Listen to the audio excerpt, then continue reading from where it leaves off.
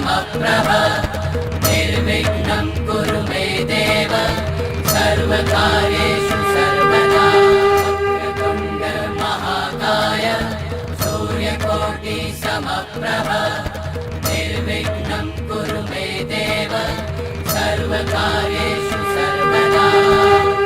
प्रिय दर्शकों, जहाँ जीवन है वहाँ मृत्यु है।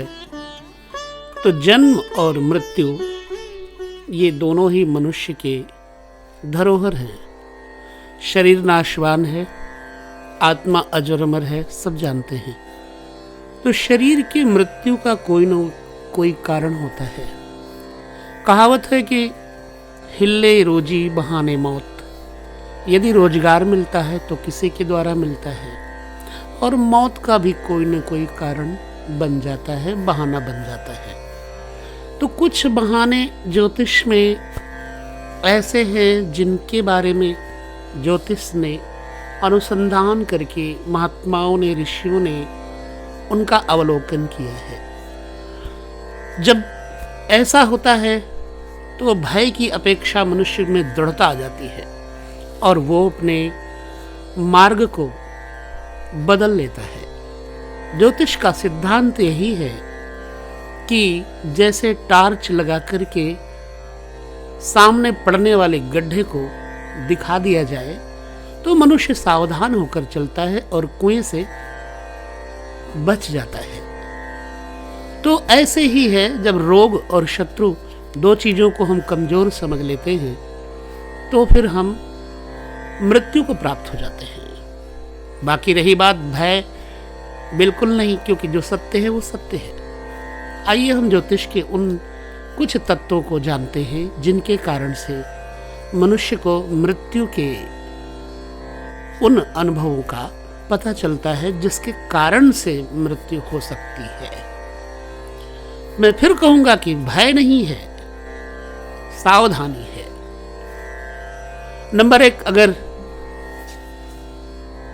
मंगल चौथे घर में हो और चंद्रमा दूसरे घर में हो, सूरज 10वें घर में हो, तो ऐसे व्यक्ति को घुड़सवारी इत्यादि से, हाथी और घोड़े से मृत्यु का भय रहता है, यानी उस सवारी से गिर करके उसकी मृत्यु होती है। अगर कर्क अथवा सिंह राशि में बैठा हुआ चंद्रमा 7वें घर में या फिर 8वें घर में हो और उस पर राहु की दृष्टि हो या फिर राहु बैठा हो, तो ऐसे व्यक्ति की किसी पशु के द्वारा मृत्यु की संभावना होती है। अगर सूर्य 10वें घर में हो और मंगल चौथे घर में हो, मंगल के साथ कोई भी शुभ ग्रह ना हो और बुध लग्न में बैठा हो, तो जातक हो या जातिका की मृत्यु किसी पशु जैसे सिंह, रीछ इत्यादि से या फिर बर्छा, भाला से होती है।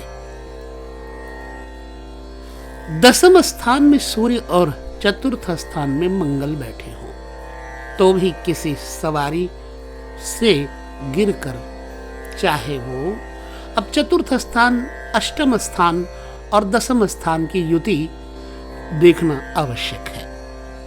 तो सवारी की किस्म जो है चतुर्थ भाव के अनुसार पता लगती, क्योंकि चतुर्थ स्थान सवारी का घर होता है, वाहन का घर होता है। तो ऐसे व्यक्ति की मृत्यु वाहन से गिर करके होती है। नंबर 5, चंद्रमा राहु के साथ होकर के सिंह या कर्क राशि में होता हुआ 7वें या 8वें घर में बैठा हो तो भी जातक की मृत्यु किसी पशु के कारण होती है।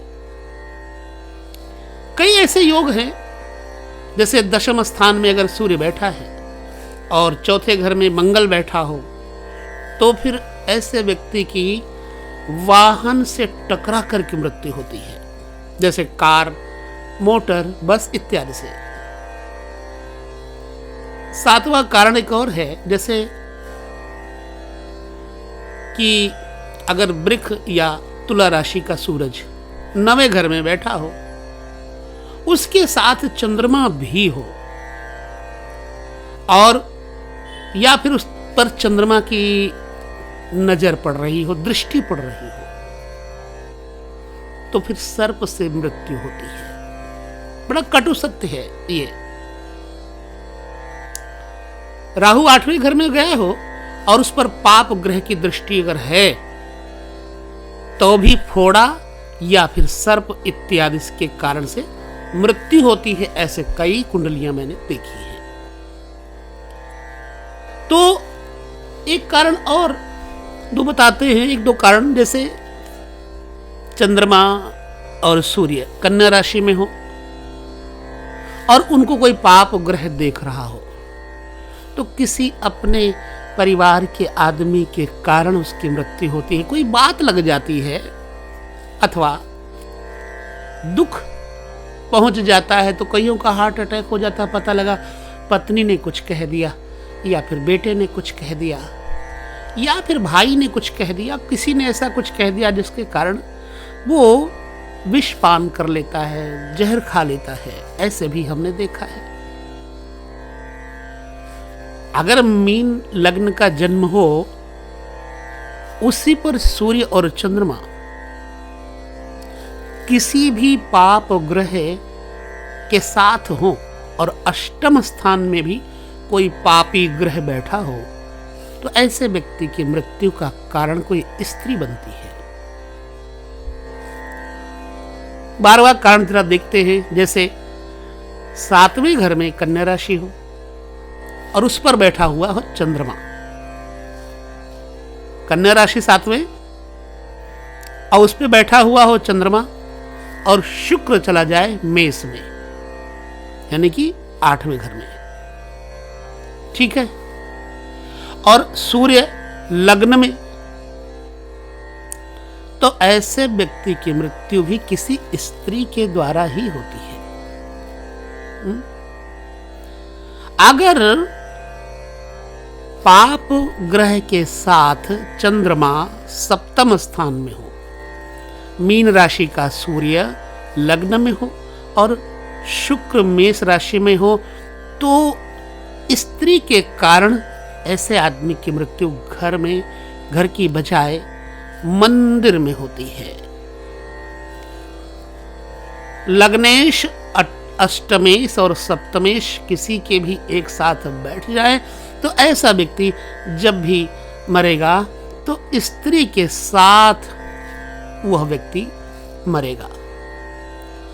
इस तरह से कुछ योग है मृत्यु के जिनको जाना जा सकता है कुंडली में, क्योंकि 8वां घर, 7वां घर, दूसरा घर, और कुछ ज्योतिष आचार्यों के अनुसार तीसरा घर भी मृत्यु का कारण बन सकता है।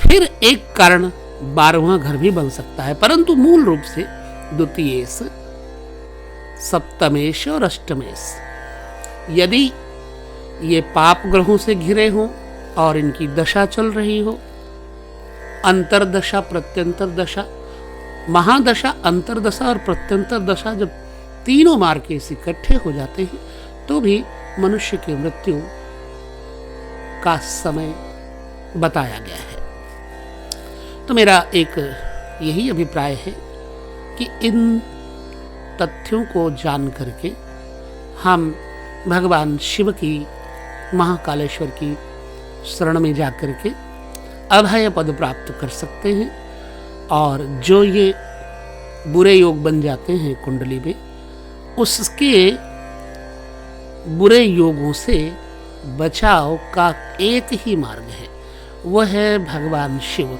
क्योंकि शंकर करे सो होए और करे अन्यथा और ना कोई। मृत्यु के देवता महाकाल हैं। भगवान महामृत्युंजयेश्वर की कृपा से मार्कंडेय ऋषि अमरत्व को प्राप्त हो जाते हैं। इसलिए भक्ति मार्ग की तरफ जाना हो तो नित्य प्रति अपने मृत्यु को याद करना चाहिए। शास्त्र और संत ऐसा कहते हैं। शास्त्रों के और संतों के कथनानुसार ये और भी सुलभ हो जाता है कि जब हम ज्योतिष में कुंडली में अपने उन मारक ग्रहों को देख करके तो और ज़्यादा हमें मृत्यु की याद आ जाती है। और जब मृत्यु की याद आती है तो परमात्मा जरूर याद आते हैं। जहाँ कारण है वहाँ निवारण है, दुख है तो उसके पीछे सुख है। तो प्रिय भाइयों बहनों, हमेशा अपने जीवन को पवित्र कर्मों में लगाते हुए आगे बढ़ते रहिए और निरंतर परमेश्वर का स्मरण करते हुए सद्गुरु के आश्रय में रहते हुए जीवन का आनंद लीजिए। यही मेरा अभिप्राय है इस कुंडली को देने का, और कोई मेरा अभिप्राय नहीं है कि आपको भयभीत करूं। तो बस ओम नमो नारायण, जय श्री कृष्ण।